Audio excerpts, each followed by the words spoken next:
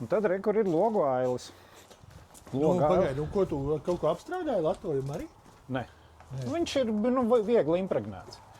Nu, lūk, un tad ir šitien, re, kur man uzlocītā alumīnija profila. Jā.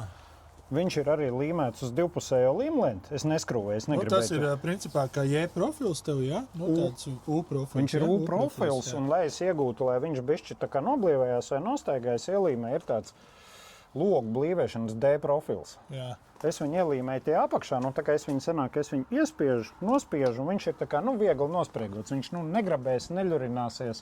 It kā tas profils viņu notur, bet zini kā, labāk, lai viņš ir bišķi nospriegots, nekā mazums, kas tur kaut kas palaižās vaļā, un viņš sāk staigāt. Nu, tad tev vēl atliek tikai veikasts uztaisīt. Nu jā, reku, man ir tā lielā loksnes, ir domāts, redzi, man ir šitai te, Jā. šitais. Viņš man ir nosacīti zem metra. Jā. Un līdz to noprecizējot, jo viņam ir jānāk tā, ka tai veikastei tas apakšējā daļa aiziet ar logu augšējo aili.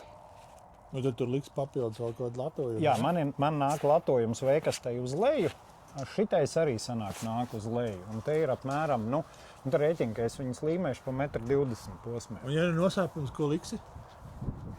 To pašu, tikai nav lielās loksnes. Aha, tikai paneļņēmis Jā, es ņemšu, kas ir 3,0, cik tur reiz 1,22 m. Jā. 3,048. Jā, rēķini, tad man ir vismaz 3 zaģējumi, un atgriezums.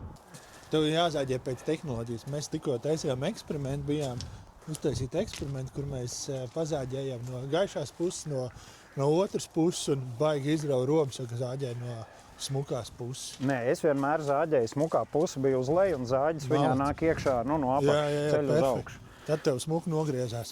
Un reku